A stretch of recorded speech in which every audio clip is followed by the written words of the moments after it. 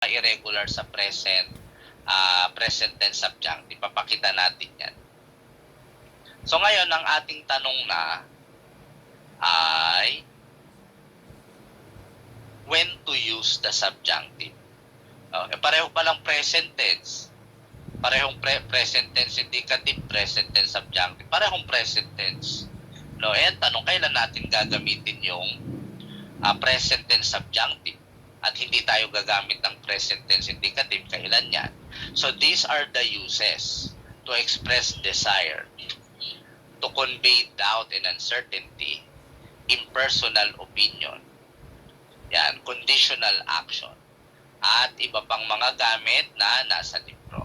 So unahin natin guys yung to express doubt and uncertainty kasi ito yung pinakamadali eh. Yan. So ito po yung